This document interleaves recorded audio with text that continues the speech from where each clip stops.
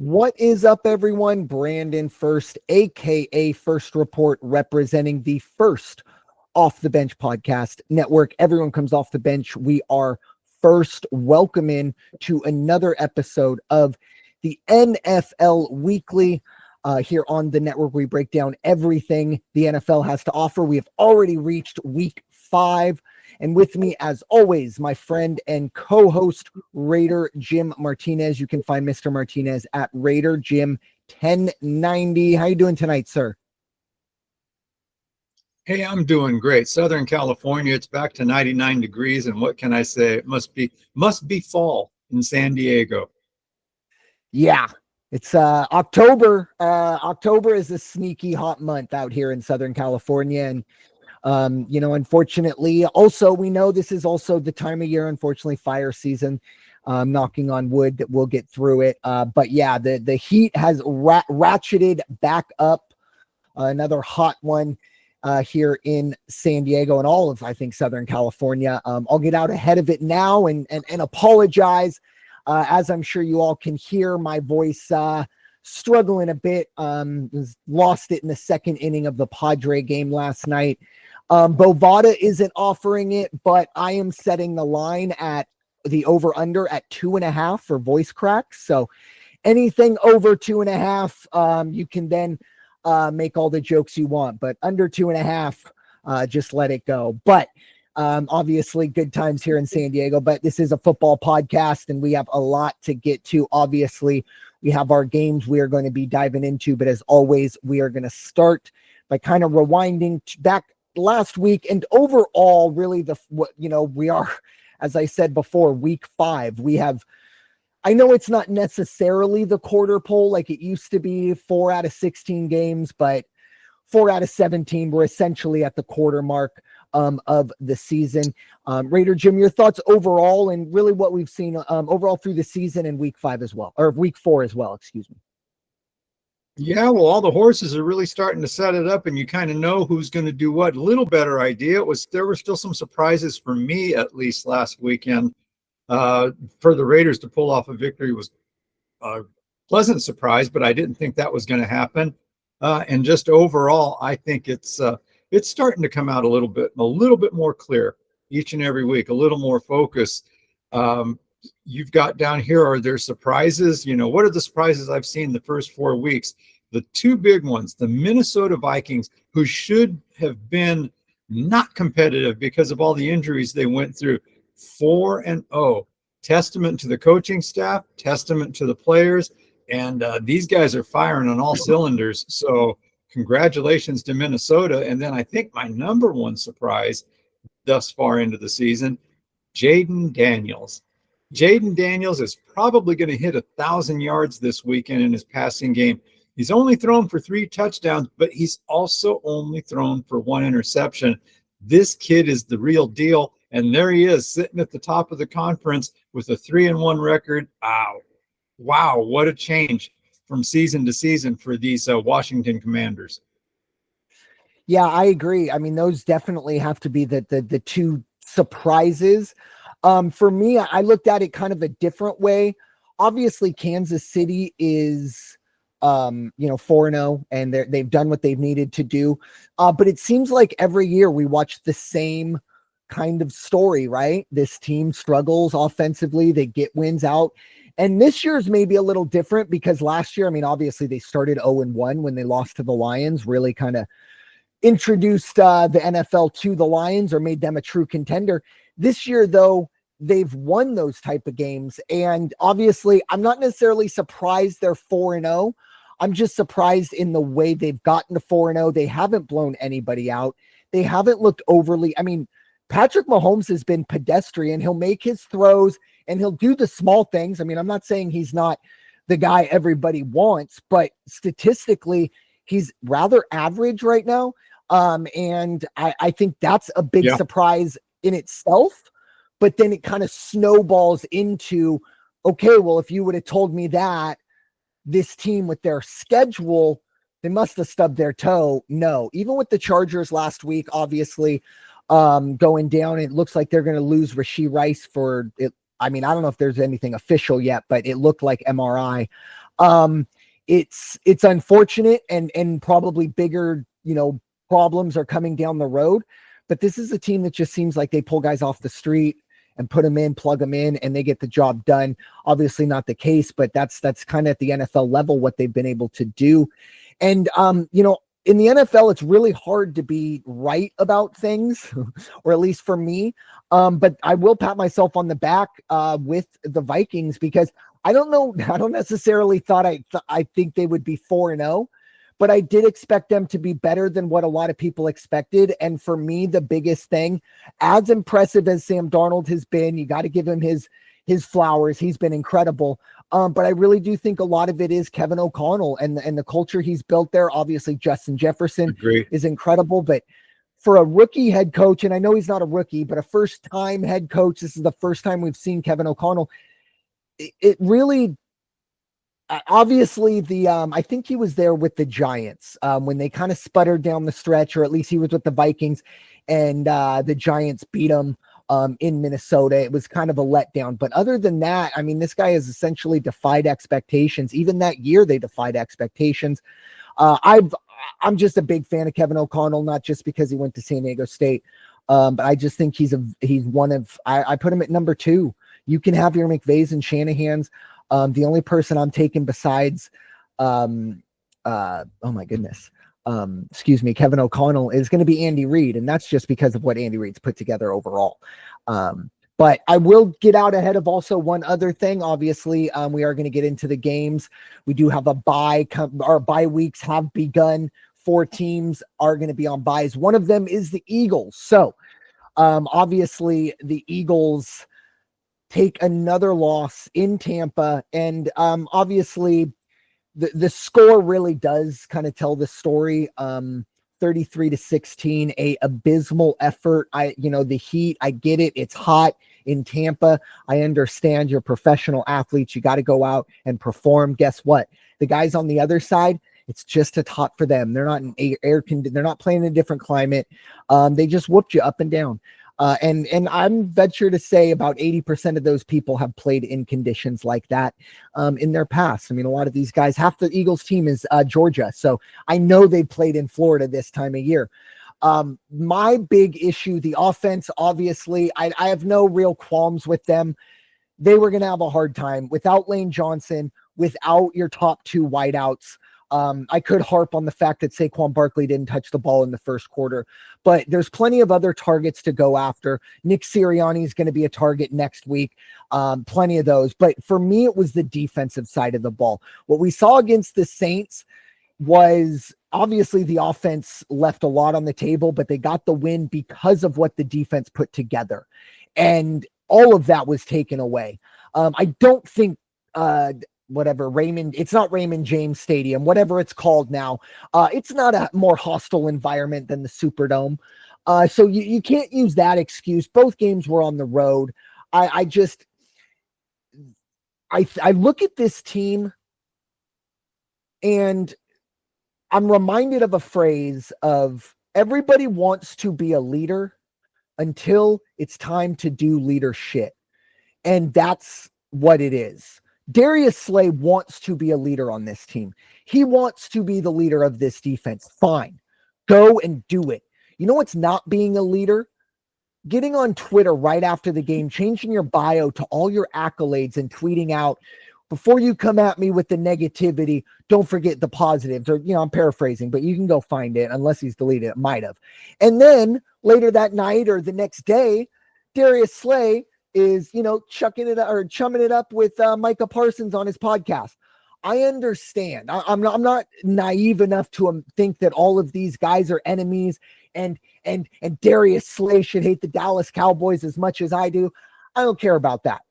But I also don't need you to be on your rival's podcast hours after you did your best toaster impression. I mean, they literally put some butter on Darius Slay and some cinnamon sugar, and 80% of the kids in this world ate him for breakfast.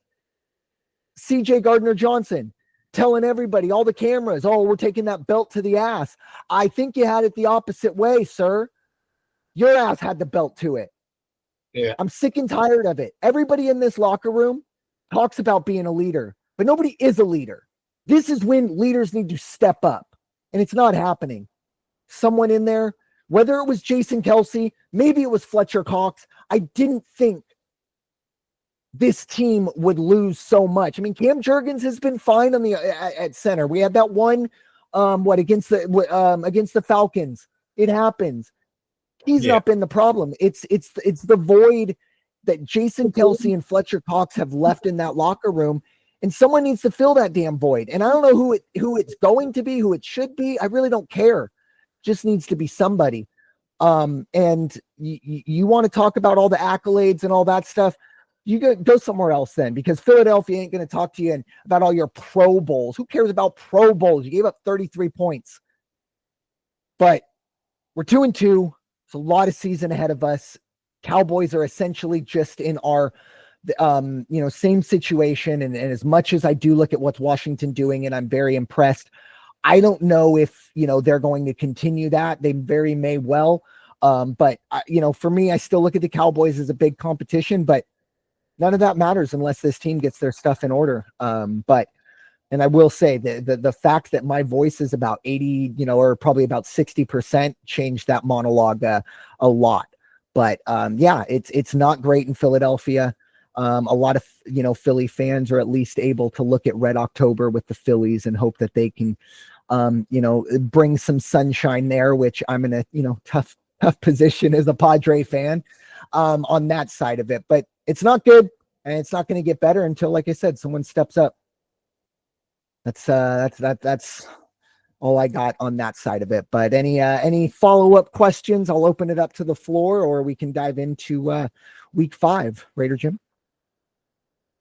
Actually, it's a great segue into the game previews, because we're going to talk about the Las Vegas Raiders, and you want to talk about dysfunction in a locker room and distractions and things like that. Well, let's get right to it, and let's start with that big hotshot wide receiver who, Devontae Adams. I want to be traded. I want to be traded. I want to play with a quarterback I'm familiar with. Wow. Remember when guys were happy just to be in the NFL? And I posted 3 different pictures this week. I posted a picture of Fred Biletnikoff, and my caption was, "Never bitch, never complain." He put on the silver and black and he played football. And then I posted a picture of far and away the best tandem they've ever had out there at wideouts, and that was Jerry Rice and Tim Brown. I mean, those are Raider wide receivers. Those are professional wide receivers. Those are locker room guys, teammates, and as you were, the word you're using, leaders. This is just a distraction they don't need. And he's going to say it's not his fault. He's not lighting up the field for the Raiders. Maybe not. Who knows? But it's terrible. And 4 weeks into it, and we have all that kind of distraction. The quicker they can get him off the roster, the better it's going to be for the team. How they fill in that blank, I don't know. But they got to make something happen. They can't rely on the rookie tight end, and then they're missing their other tight end, Michael Mayer, and they say that's not even physical injury. Something's going on personally. So I hope it's nothing too severe or detrimental, and I hope he gets back soon. But wow, Raiders, no running game. Passing game is marginal. They're 19th in offense across the board. They are 24th in defense. Wow. And what is that going to happen? What's going to happen then this week when they're on the road? They got that surprise win last week. I didn't think they'd do it, but they did. Very happy about that.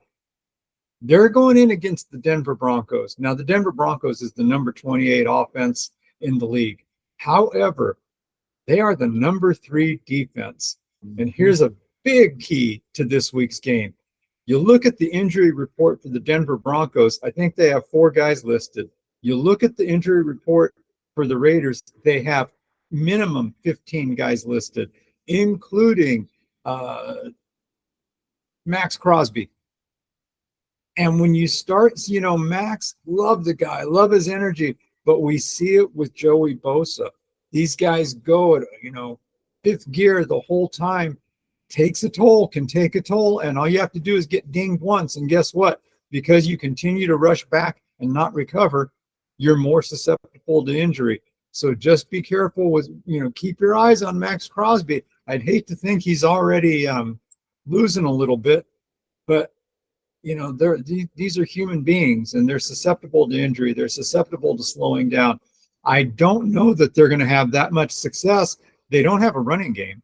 The running game is averaging like less than 3 yards a carry or right around 3 yards a carry. Yeah. Denver is wrapping up people, and they will get to Minshew. So that said, going into Mile High Stadium, Denver is a 2.5-point favorite. Absolutely. If you want to just take a money line, that's fine. Or give me that half a point and give me Denver -3. But I think Denver gets the victory, and I definitely think it's going to stay under 36 because Denver can't score. I mean, they had a great victory last week. I think it was 10-9. They beat the Aaron Rodgers and the Jets, 10-9. That's all they needed with 10 points because the defense kept the Jets in check. Yeah. This is, you kind of brought it up, the perfect kind of segue from the Eagles into this. Obviously, expectations for the two franchises coming into this year were different, but these two, are in a situation of, and I mean, both 2-2, right? Because y'all beat the Ravens, and so both 2-2. Correct. I completely, excuse me, there's one.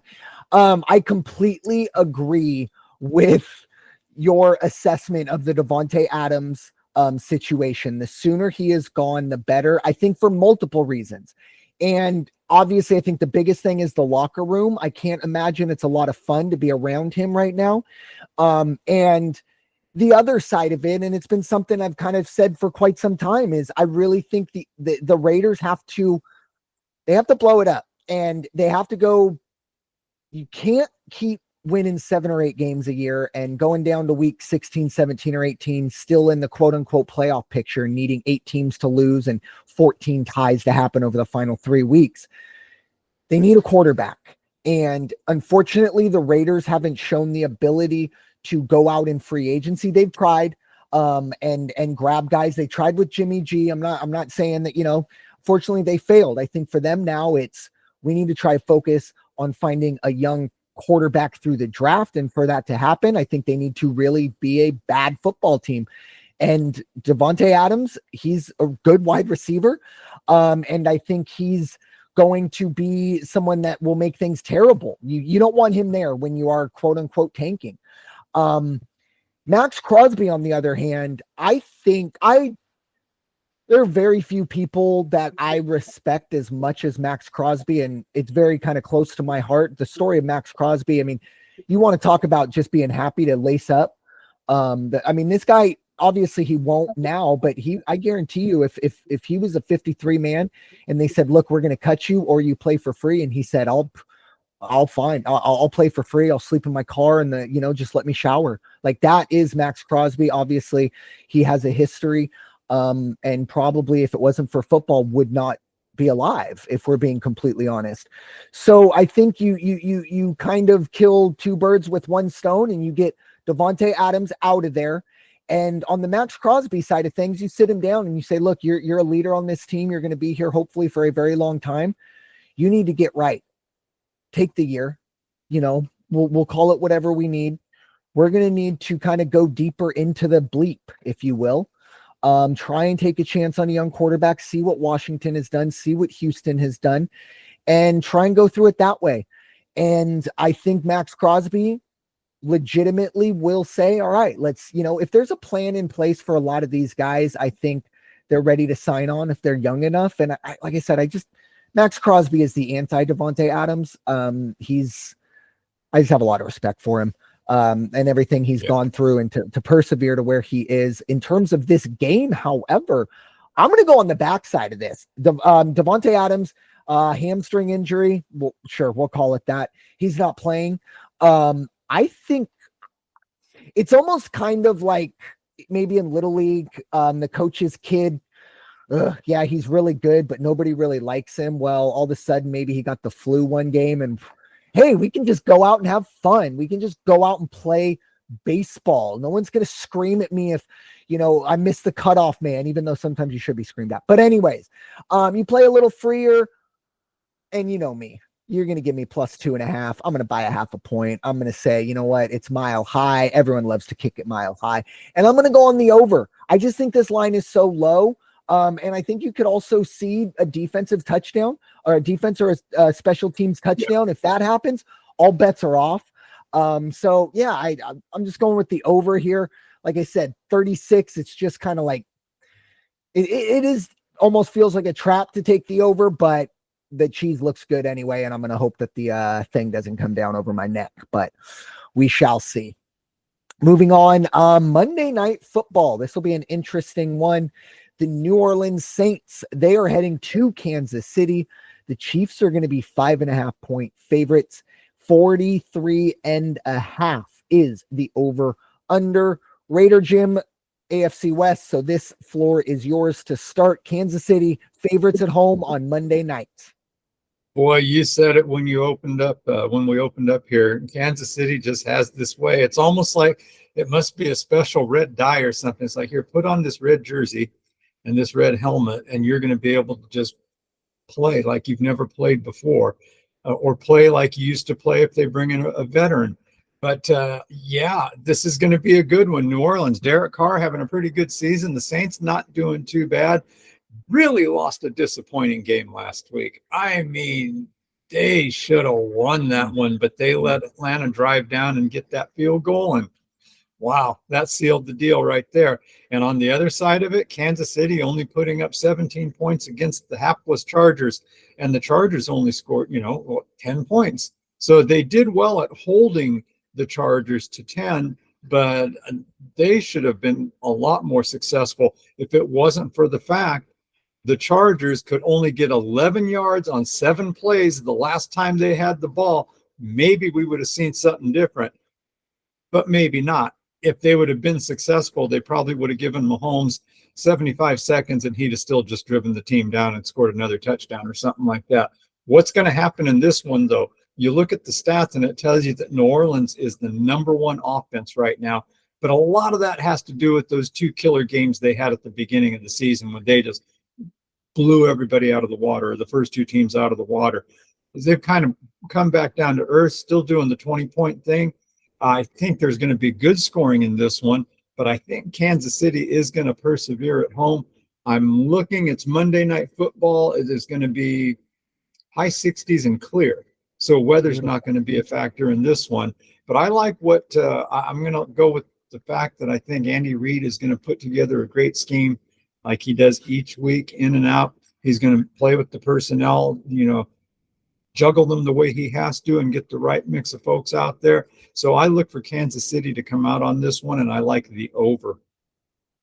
Yeah, I agree on both sides of that. I think when you look Kansas City versus the Saints, this is I don't know if there's a position group that I would take over, or I would any Saints position group I would take over Kansas City's.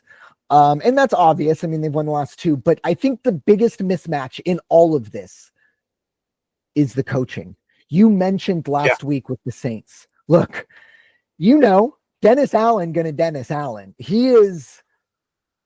think he is a quintessential Wade Phillips. Wade Phillips, one of the greatest defensive coordinators of our generation. Terrible head coach. Dennis Allen, fantastic coordinator. He's just not a very good head coach. I mean, just look at the stat. I mean, look at the record. It is what it is. And unfortunately, even the Eagles game, like that was a very winnable game for the Saints. A lot of it was because of what their defense was able to kind of force the Eagles to do, but that was a winnable game last week, incredibly winnable for them. And they, in a big time division rivalry game, lost it. I think Andy Reid is going to coach circles around Dennis Allen, and without even breaking a sweat, I think this is the first time we truly see Kansas City and we go, oh, bleep. I think this is a big coming out for Xavier Worthy. He had great week 1. He had a big play last week, but for the most part has been held in check. I think with Rashid Rice out, I think he takes a lot of that, and I think this offense really does start to go. Another part of it as well, we're kind of poo-hooing on the offense for Kansas City. Losing Isaiah Pacheco has been something that they've kind of struggled to deal with, and I think that's big for Mahomes when you can have that run situation. But as you mentioned, it's very similar, and when you brought up the red dye, or you just put the red jersey on him, the first thing, unfortunately, that popped into my head, and unfortunately, as a Padre fan, this is not the timing for it, but there's a team up north from the Padres. I'm not going to use their full name out of respect for my franchise, but there's a team up north that plays at Chavez Ravine that just seems like every year they have injuries, and they bring these kids up, and they're off the scrap heap from here or there, and all of a sudden they're incredible prospects, or they're tearing things up. It's kind of very similar to what we see in Kansas City, and I think a lot of that comes down to Andy Reid and the way that franchise has been run.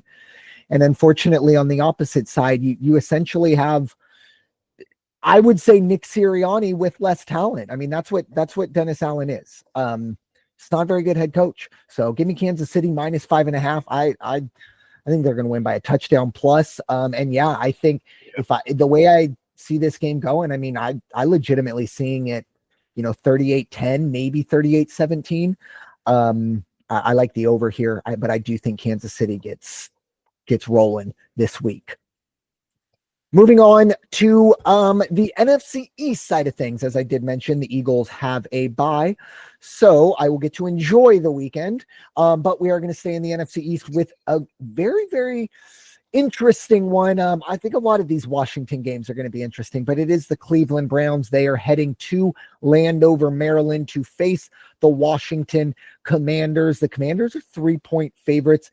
The over-under sits at 44. Obviously, we both talked about what we've seen out of Washington, and notably Jaden Daniels. What I was impressed with last week for this team was how they were able to deal with Austin Eckler being out. I was a little worried how that was going to factor into things, especially with a rookie quarterback. It looked like they didn't miss a beat. Jaden Daniels, wow. I want to sit here and gush, but at the same time, as an Eagle fan, I'm very, very scared. I've been scared of what could happen if the Commanders got a quarterback for quite some time, and it looks like they have. But in terms of this game, Cleveland has been very, very inconsistent. And even when they have been kind of, I guess, quote unquote, at their best, it hasn't been fantastic. I think Washington, this stadium, the atmosphere, that fan base needed a change more than a lot of teams. And I just think it's a different vibe there as a Padre fan, and the ownership group that the Padres had before Peter Seidler and his group took over. They weren't nearly as nefarious as Dan Snyder, but they certainly weren't liked in the city of San Diego. And I can see it. I mean, going back, I hate to keep bringing it up, but going back to last night, I was in awe that I was in a San Diego Padre game and I couldn't see an empty seat. Bringing that back to Washington, I think we're going to start seeing that more and more. And it might be this week that we finally see that atmosphere truly, truly coming back. Give me Washington by a half a point, -2.5, just in case. I do like the over as well. I know Cleveland has a good defense, but goodness gracious, Washington, until this team kind of sputters or I see a little chink in that rookie armor, I'm just keep riding the overs. I think 44 is a little low. Especially considering the other part of it. And another reason why I as much as I like Washington, I think they have their limitations. I don't think their defense is really very good. So that's something to keep an eye on. And that also points towards the over. Raider Jim, your thoughts, Cleveland facing the Commanders. Yeah, I'm looking up to see, let's see, very, very, very slight chance of rain on Sunday, 73 degrees. It's going to be pretty good fall weather back there in Washington. What do you say about Cleveland? Cleveland's 1-3, and I don't see them really being a threat or riding the ship anytime soon. They're just kind of an inconsistent mess right now on both sides of the ball. Washington, on the other hand, Washington on the road goes into the dome down there in Arizona and puts up 42 points and holds St. Louis to, barely over 10. I think they got a couple touchdowns, something like that. Imagine the feeling, and you kind of hit on it right now, but think about what those Washington fans went through for so many years. Well, you know, the dysfunction in the front office and the ownership, and watching your team just be, you know, former Super Bowl teams, and now they were just awful, awful, awful. The pent up energy of the fans to see this promise come along and to see it looking good and not playing quarterback roulette on who's going to be in there and are we going to be able to keep his leg together for the entire game? My gosh, there's going to be excitement in Washington. I'm with you. Not only are they going to win, they're going to cover. I'll take that half a point, -2.5, and they're going to go over. But yeah, things are looking real, real good for Washington. If we get to week 7 and these guys are even or beyond week 7 and they're 5-2, watch out. Washington's a legit threat. Yeah, and you know what? Thank you. That was a little bit of a fact check on my side. Washington's defense did play much better last week, but I also do think sometimes, and this is great, sometimes that offense, you know, when Washington gets up so much, it forces teams to get away from what they want to do and be a little more balanced, and it forces, you know, those pass rushers to get after guys like Kyler Murray, and that might help as well. One final thought on Cleveland, though. A very interesting kind of dynamic in that quarterback room, because I think from the outside, you look at two quarterbacks who, in terms of how I believe they are responded to in the locker room, I think are literally yin and yang. I don't think Deshaun Watson is somebody that it wants to be a leader, believes he needs to be a leader, any of those things. And then you got a guy like Jameis Winston. And look, Jameis Winston has plenty of warts, but Jameis Winston is, at least from the outside and everything I've heard, a fantastic teammate. And maybe to a fault sometimes. We saw it last year in New Orleans. That's why he's not in New Orleans anymore. But it's just interesting. That quarterback room, you have the yin and the yang on the NFL spectrum.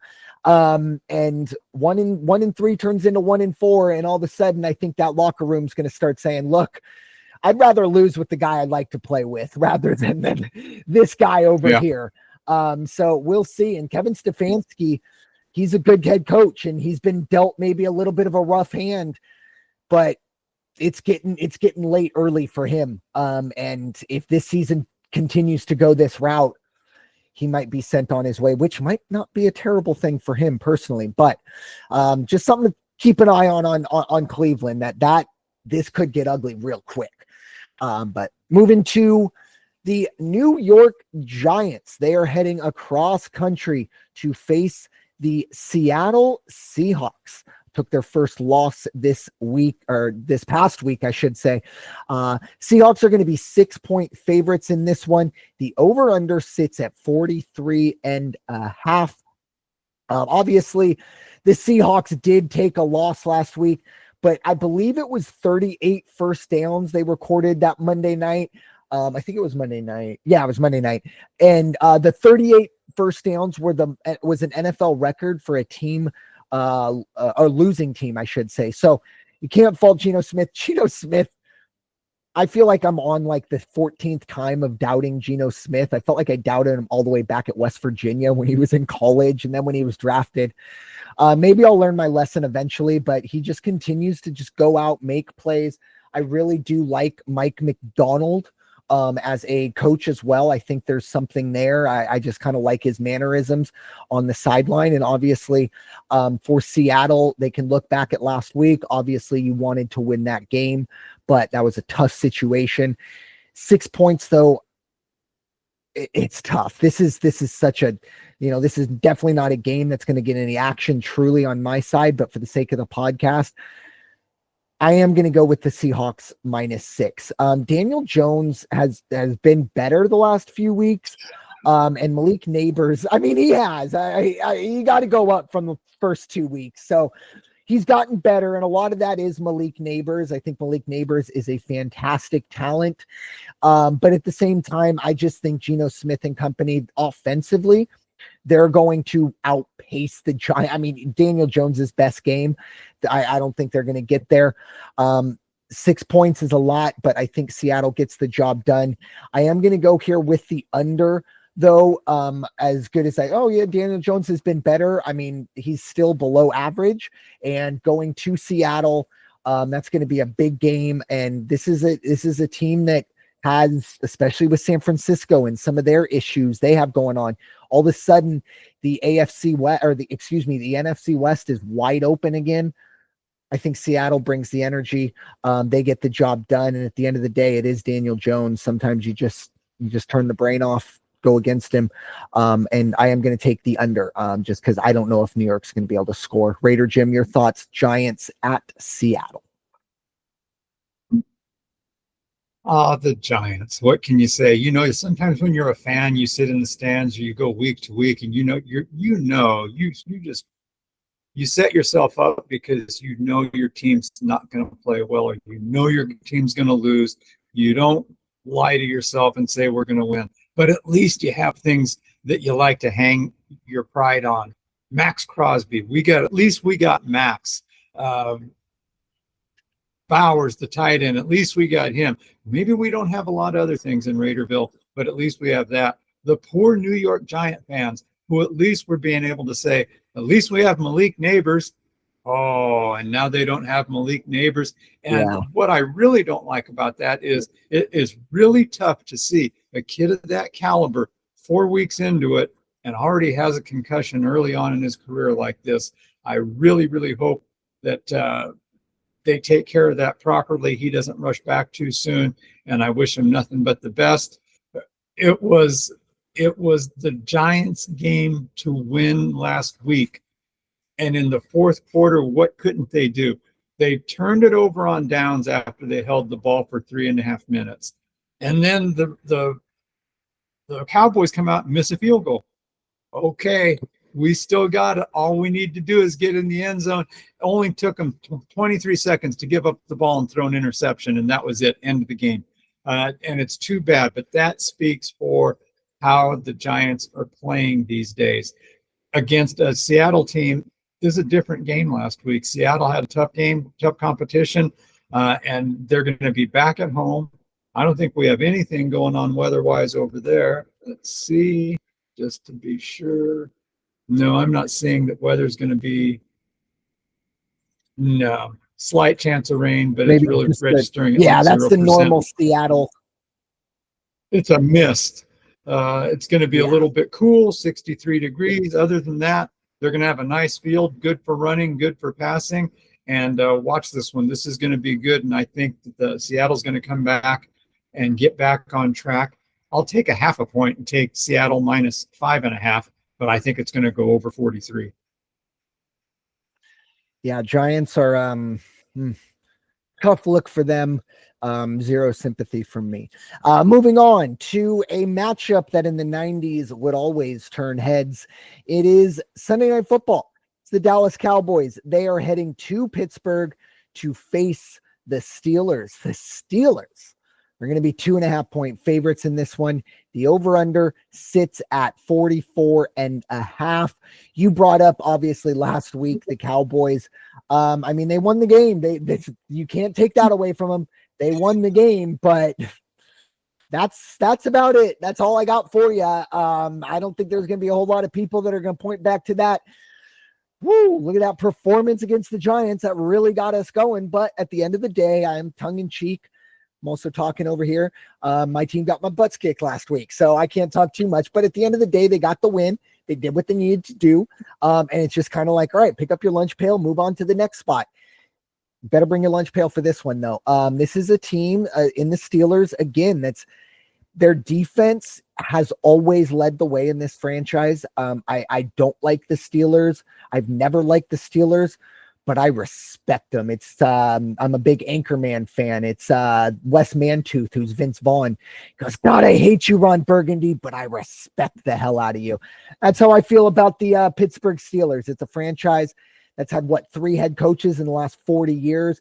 They don't make a whole lot of mistakes, and even when they do make mistakes, they're still good enough to kind of figure it out. In this situation, though, Sunday Night Football in Pittsburgh, I'm going to take the Cowboys. I can't believe I'm saying it, but I'm going to take the Cowboys. I think the Cowboys need this game more than the Steelers. Obviously, the Steelers will say no, blah, blah, blah. I don't think the NFC or the AFC North is winnable for the Steelers. I think the NFC East is very winnable for the Cowboys. I think overall as well, I think the Cowboys are on paper a better team. I'm not a big Dak Prescott guy, but I'd rather have Dak Prescott than Justin Fields. And the defense of the Cowboys is a bit of an issue right now. They got enough guys on that. They'll figure it out. I don't think they're going to be a top 5 defense when it's all said and done. We're not going to look at this defense as a banner defensive year for the Cowboys, but they'll figure it out. It's very similar to what we saw with the Saints and the quick start they got off offensively. We'll see this team figure it all out eventually. They'll be a top 15, top 10 defense, and the offense is going to do what they do. They got plenty of playmakers. I think this is a get-right game for the Cowboys.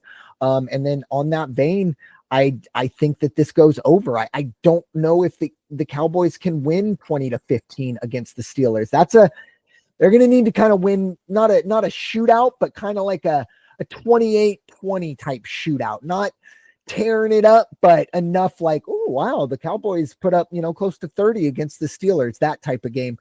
And that'll get us, well over the 44.5. So I'll take the over. And now I'm realized I think I've taken over on pretty much everything. So we got to figure that out. But Raider Jim, your thoughts? Cowboys heading to the Steel City for Sunday Night Football. Yeah, Dallas was, like I said about the game before, the New York Giants, it was theirs to win. They could have come back. They could have sealed the deal, and they just don't have the offense to put that Mahomes Chiefs drive them down the field and get in the end zone. That's the only thing that got Dallas the victory last week. Dallas is a walking mess. They're going to continue to be a walking mess. Offensively last week, they did not. They scored touchdowns in the first half. After that, it was field goal, missed field goal. That's not the way you go out and win games. I mean, they had to work hard to win that game last week.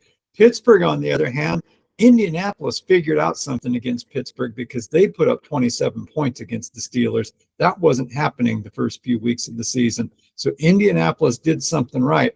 More importantly, I think Pittsburgh's going to come away from that loss and say, no.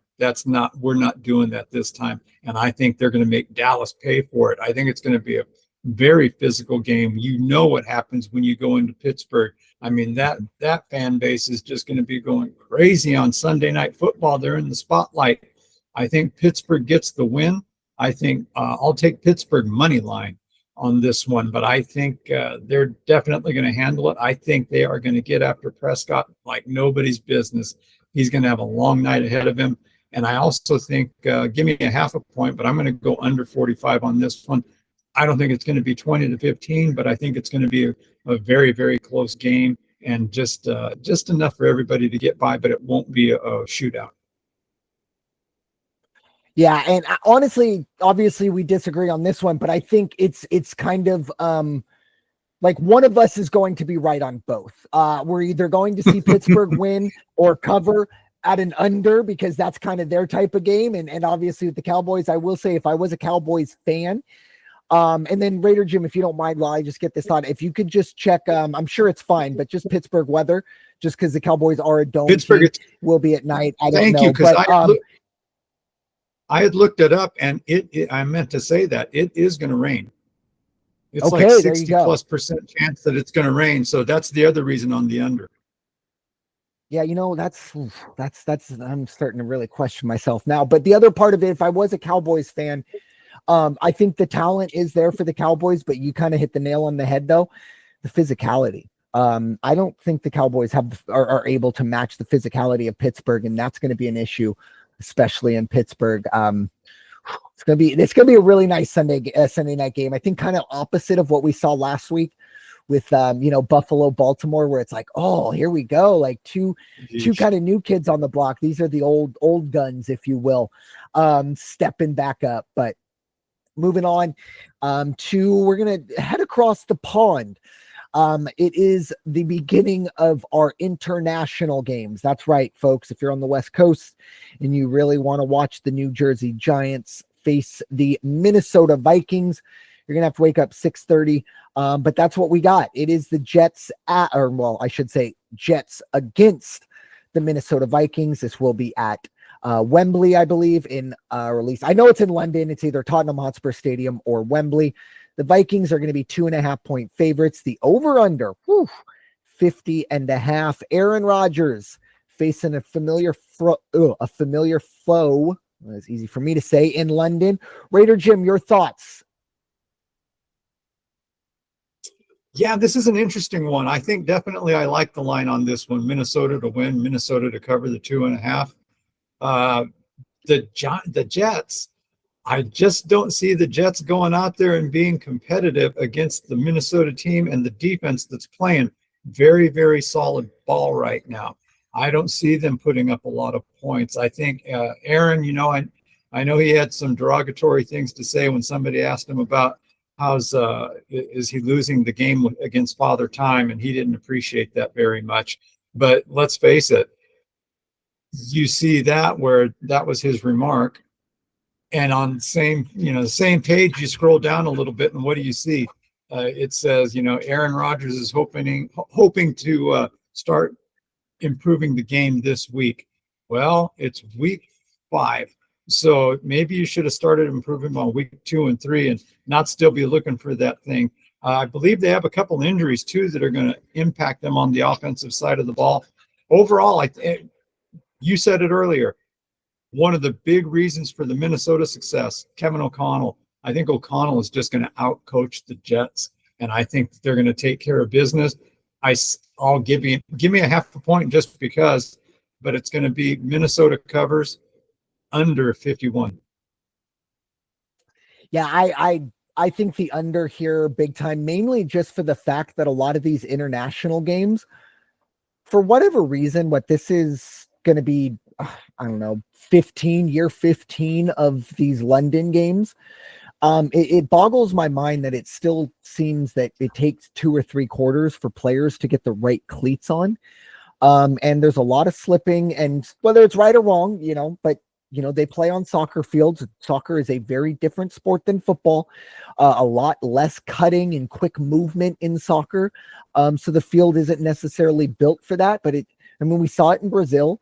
And again, we've seen it in the international games. So I do believe that will generally skew towards the under. Obviously, someone could say, well, it could be a defensive back who slips and falls, and then the over. Obviously, yes. But generally, that will skew towards the under. So I like the under as well. And very not as dramatic, but I do think this is a big time mismatch on the coaching side, very similar to what we saw with New Orleans and Kansas City. I like Robert Saleh. I think he's going to be a good coach. I don't think he's in a great position. It's very similar to any coach that kind of is the coach of the Lakers. You're not really the coach. LeBron is, and Aaron Rodgers is the coach of the New York Jets. Whether you like it or not, whether you agree with it or not, the Jets literally went all in with Aaron Rodgers. Alan Lazard probably would be retired if it wasn't for the fact that Aaron Rodgers is playing on the Jets. So we'll see. There's a lot of drama with the Jets. A lot less drama with the Vikings. Give me the Vikings +2 or -2.5. I think that's relatively easy. But yeah, don't have to think too hard on that one. And then I will take the under as well. Moving on to Buffalo, I should say we're moving to Houston, but it will be the Buffalo Bills. They will head to the Lone Star State as 1-point favorites, essentially pick them if we're being completely honest.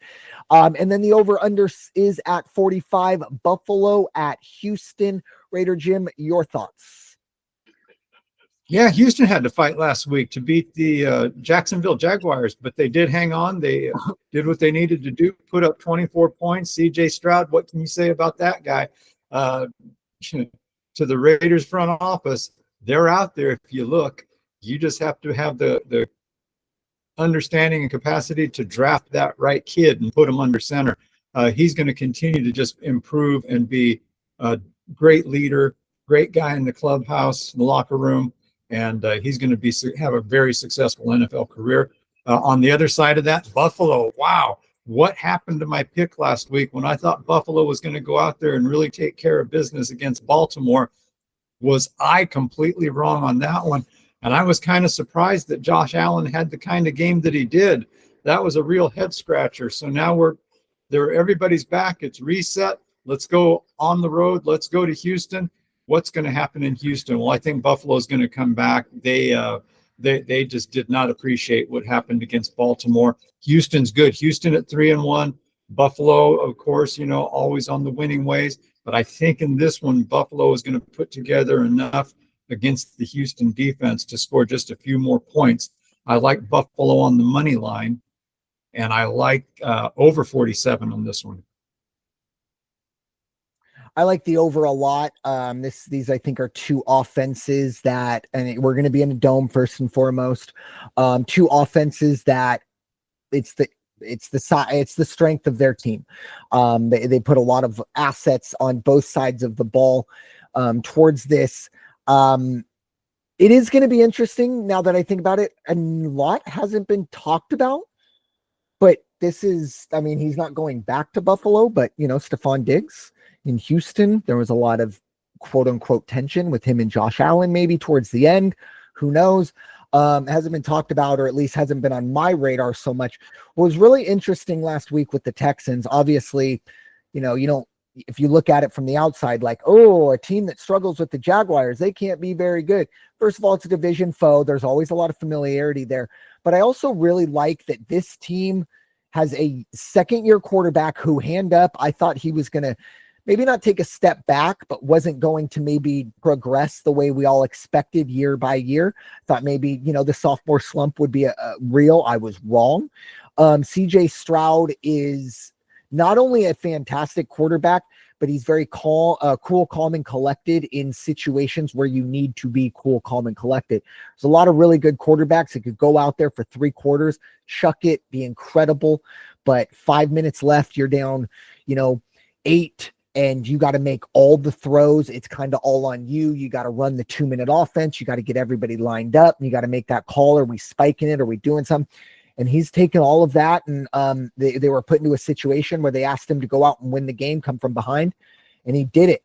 I like Houston here. I think Buffalo got off to a really good start, and I think Buffalo's a really good football team. But this is kind of a tough start. I think they're going up against 2 teams. Obviously, it's a tough road trip. But Baltimore last week, going into Sunday, I don't know what I picked on the podcast, but me and my family do a little pool. We don't do spreads or anything, but just who's going to win the game. And I was over there on Sunday, and they asked who's it going to be, and I just personally, I said, I just think I just think Baltimore needs it more, and it's not that simple. But Baltimore was in a situation where they lose that game, and you can make the case their season it's starting to go off the rails. Buffalo, okay, they're 3-1. They lost to Lamar Jackson in Baltimore. No one's finding a panic button in Buffalo or anything like that.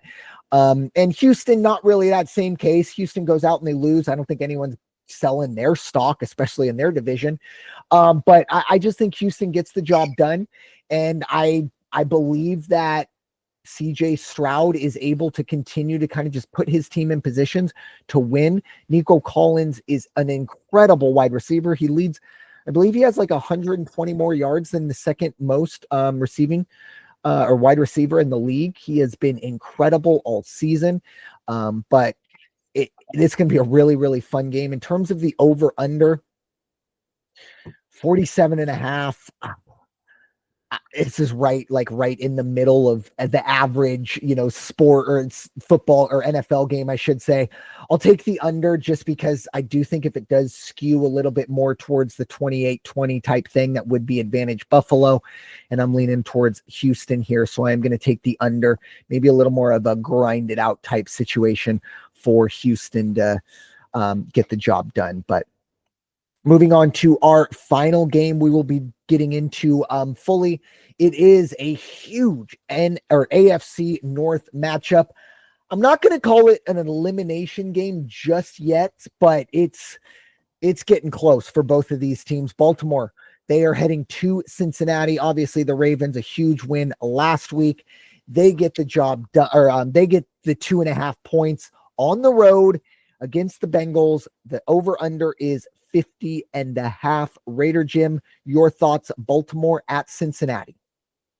Yeah, Cincinnati's at that point. It really is. It's almost starting to get into that must-win stuff. Fortunately for them, the teams ahead of them aren't playing like gangbusters. The leaders, the Steelers, they're the ones they really got to catch. But they would need the Steelers to drop 2 games, and they would need to win back-to-back just to catch up with them. I don't think that's going to happen. This week, I don't think Cincinnati's going to have what it takes. Weather's going to be fine. That's not going to be an issue. Baltimore, though, they play like they did against the Bills, and the Bills are a much better team than Cincinnati. Guess what? Baltimore knows they have to win because they have to keep pace with the Steelers. They're still going to have to catch them, but they have to keep pace with them. They can't drop back one rung down the ladder. Cincinnati's not going to be able to put it together. They're just having problems. They did put up a lot of points last weekend, but they also played the Carolina Panthers. Okay, the Panthers beat the Raiders. I get it. So if that's your big victory on your schedule so far, that's not bragging. That's nothing to brag about. In this one, I think Baltimore is going to go out. I like that they're the 2.5 on the road. I'll take half a point. Give me 3 on the road. Baltimore is going to execute. Baltimore is going to shut down Cincinnati on the with their defense. And Cincinnati, let's see, over under 50.5. I do like the over on this one because I think both teams will put up some points. I think we're going to see more of a shootout in this one than maybe say that Jets Minnesota game where they called for 50.5. Yeah. I don't really with Cincinnati. Going back, obviously, I didn't really watch too much of Cincinnati, Carolina, because I'm not a masochist, but I go back 2 weeks ago, Cincinnati losing to Washington, and obviously that went down as a loss. But offensively, for Cincinnati, I mean, I know they didn't turn the ball over. I don't think they punted. I think honestly that was like the first game since like the 50s that had no punts or no turnovers. And I think the Bengals were one of very few teams to have, not punted or turned the ball over and still lose. They're not the issue. The Bengals defense is really bad. Like, might be the worst defense in the league. And that's an issue considering they play in the AFC North. And I'm not talking about big time offenses. Now, this is a big time offense, but right now it's not okay, but it's, I guess, somewhat manageable.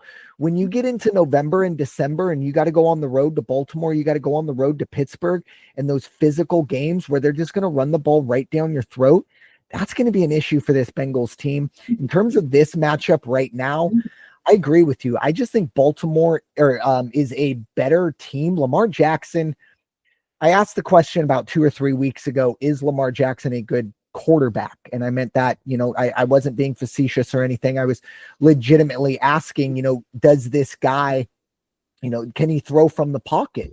And unfortunately, there are times where you do have to ask that question, but against Buffalo, Lamar Jackson was dropping it in. He looked maybe the best I've seen him throwing the football I've seen in quite some time. The big thing is the can you replicate that week to week? We'll find out here, but unfortunately, I don't think Cincinnati's defense is anything that is going to stop Baltimore. And, as much as I want to sit here and be like, oh, Cincinnati's got the home field, week 1, New England went there, took care of business. And I'll tell you what, week 1, that was a much more festive atmosphere, at least going into it, than will be week 5, because it's going to be a tense environment, because everyone in that place knows you can't really lose this game and expect to be a factor to win the AFC North. I think it's going to be tense, and the minute that defense starts to struggle, you're going to see some frustration out of the Cincinnati faithful, and that home field advantage is just going to kind of go away. So yeah, give me Baltimore to cover 2.5. I like that Justin Tucker field goal worst case scenario, and I'm with you. Give me the over 50.5, mainly because you have 2 really good offenses, and Baltimore's defense is all right, above average. But again, Cincinnati's defense, they're not good. It's going to be this might be one of the more interesting matchups, at least overall. Don't watch for your defensive coordinator, but I think this has the opportunity to really light the scoreboard up. And with that being said, that'll probably be a 10-7 victory for the Bengals, and everyone's wrong. That's just kind of how the NFL's gone this year. But Cincinnati, yep, Cincinnati is the number 27 defense.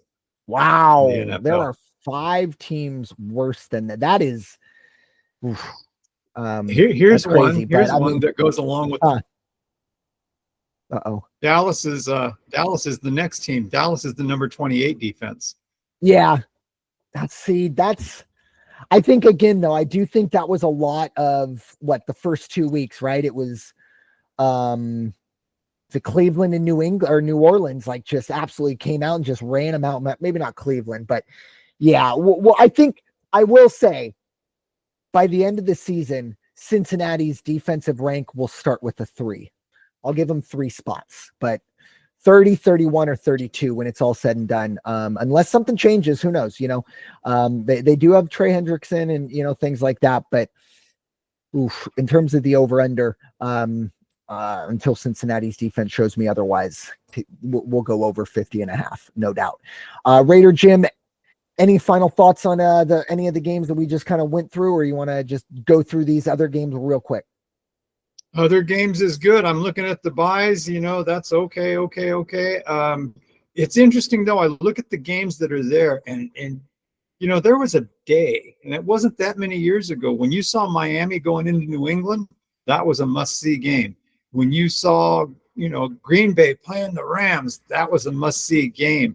The Rams at 1-3, there's another team that's a disappointment, banged up on the offensive side, I understand. And now it would be maybe not too much of a surprise if they could pull off a win against Green Bay at home this week, because Green Bay's a little banged up. But at the same time, when I look over on my list, what a difference a year makes. The Rams, the number 31 defense in the NFC, in the NFL. That's, wow, what a turnaround that is. Yeah, I got a question for you, Raider Jim, because this has kind of been a big news over the past few weeks. On a scale of 1 to 10, how worried are you about whether or not we're going to see Christian McCaffrey this season? Yeah, that's a good point. And I'd be concerned if I was a 49er fan, and I don't think he's. Sorry. I think there's something more serious than they're really saying. That's the big thing, because it was an hour before Monday Night Football Week 1 that we even maybe, he was questionable or whatever, but that's pretty normal for Christian McCaffrey and most running backs. And then I do remember, the sideline reporter, breaking news, Christian McCaffrey's inactive, and they're very blessed, or, wasn't the reporter, but when the reporter asked, they said if this was, if we really needed him, he'd be ready to roll. This is just kind of precautionary. And then it just kind of snowballed, right? He then missed week 2, and you're oh, okay. And then in between week 2 and 3, or maybe between week 3 and 4, it's he's going to Germany. And it's whoa, what? No offense to the Germans, but can we not do it here? What's going on? But I will say, apparently a lot of it was, there was a doctor that Kobe helped Kobe with his feet as well. Anyways, and then this week, we found out that no, he's got Achilles tendonitis in both of his legs. It's an odd story, and sometimes when something smells fishy and looks fishy, it is fishy, and I think something's going on here. I don't know what it is, but I don't know. It's very, very interesting, because I think after week 1, we all just kind of assumed, oh, well, Kyle Shanahan, all they have to do is figure it out. And doesn't matter really who's back there. Was it Jordan Mason, I think was his name, running for 150 yards. We all learned his name that Monday night, and we figure, oh, well, they'll figure it out. You mentioned the 1-3 Rams. The only win for those Rams was a 10-point fourth quarter comeback against the San Francisco 49ers. So I do think there is some panic there, and I agree. I would be very, very concerned if I were a betting man, and I don't want to bet on injuries or anything, but just for the sake of my argument, I would probably give it like minus 120, minus 130 that we're going to miss him for the rest of the year. And that's unfortunate. But at the end of the day, if you have Achilles tendonitis in both of your legs, yeah, take the year. I don't think there's anything in Germany. There's nothing in the United States. There's nothing in, Narnia that could probably get you back on the field this year without detriment to the further success. So it's very, very unfortunate because, I'm not a big Niners fan. I think the Niners get away with a lot. The Cowboys as a franchise get mocked for not winning a Super Bowl since the mid-90s. They've had a Super Bowl since more recently than the Niners, but that's for another day. But I do really, really like Christian McCaffrey and really that family. But just overall, I think for the Niners, I think for them to be 7-point favorites against the Cardinals, and I know the Cardinals didn't look great last week against Washington, but goodness, I'll take Kyler Murray in the points until I can really, really see San Francisco prove that they are the Niners that we expect them to be. And I wouldn't be terribly surprised. I will say one of the other games, I don't think there are going to be too many eyes on it, but it's going to be really, really interesting. Carolina and Chicago. Obviously, these are two franchises that are essentially tied to the hip together over their past transactions the past few years in what may go down as arguably the worst trade in NFL history. The first overall pick being sent to Carolina for next year's first round pick, DJ Moore, and just a multitude. Trust me, you can Google it. You can go see everyone that they got back. And unfortunately, that got the Carolina Panthers Bryce Young, and in turn got the Chicago Bears Caleb Williams. And I'm not going to sit here and say that Caleb Williams is better than Bryce Young, but I think if you were to poll the fan bases, I think a lot of Bears fans would tell you they're feeling a lot better than the Panthers. It would have just been really interesting to see Bryce Young play in this. Obviously, he isn't. Andy Dalton, Andy Dalton's going to do it. Andy Dalton, he's going to keep you in the games. He's a perfectly average quarterback. Probably not going to win you too many games, but he's not going to lose them either. It's going to be no real betting angle on that. Again, Chicago 4-point favorites. If you really are a sicko and you want to bet on that, feel free.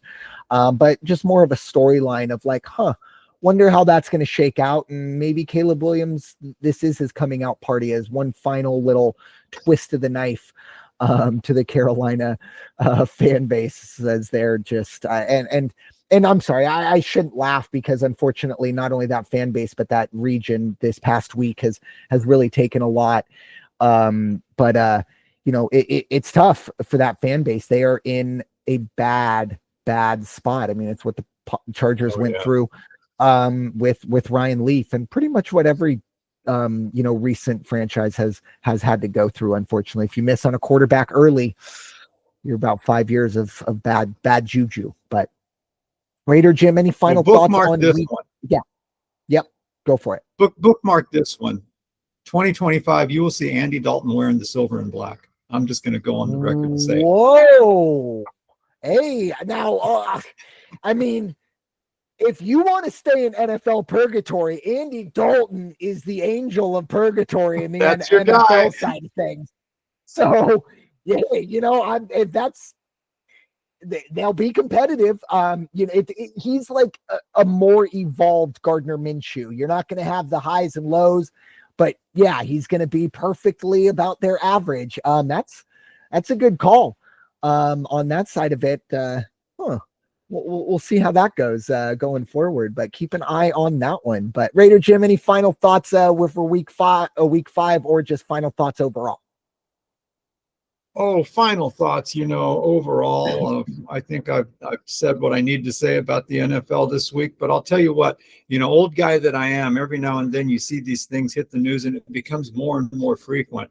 Somebody saw, Chris Christopherson passes away, or an actor passes away, or, it's like, wow, I remember being a kid and ... Well, I'll tell you what, I was fortunate enough to not only see play live several times, but hung down there at the concrete pit where the visiting teams used to walk out of the old Murph.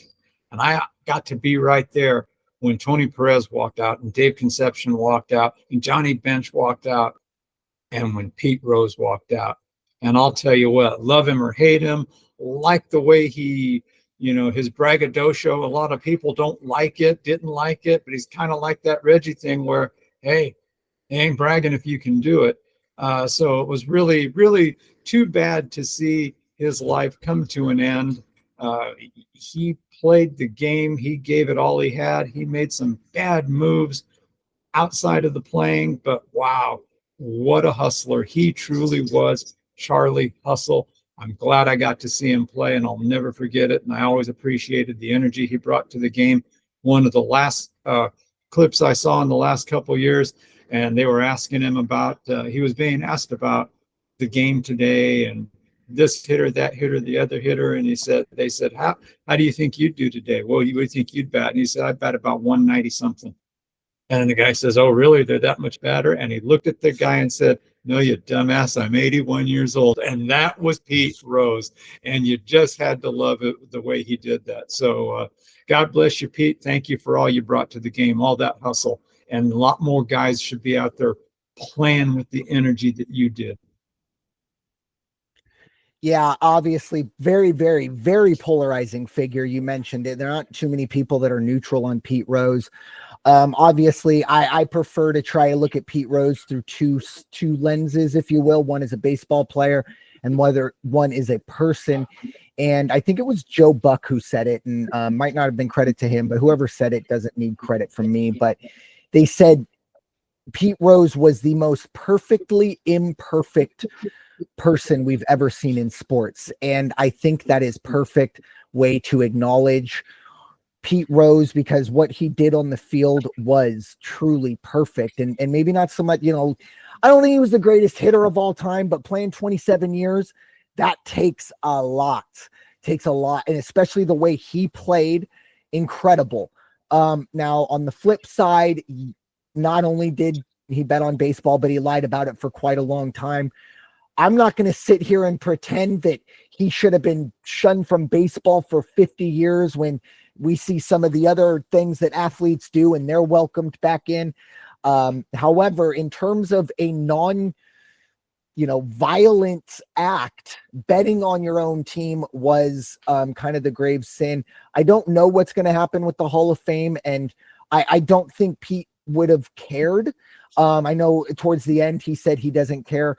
I am thinking obviously of his family, and his loved ones and things like that. An incredible life, incredible career, not someone that, we're going to maybe put up on a pedestal. But at the same time, maybe someone that kind of we should, because you don't see athletes with that many warts. Not that I want them to have that many warts, but our athletes now, the warts that they have are a little more serious and maybe a little more prevalent. I don't know. Maybe it's the old, I just want to go back to where the biggest thing we had to worry about was whether or not someone's betting on the game or someone's drunk on the field.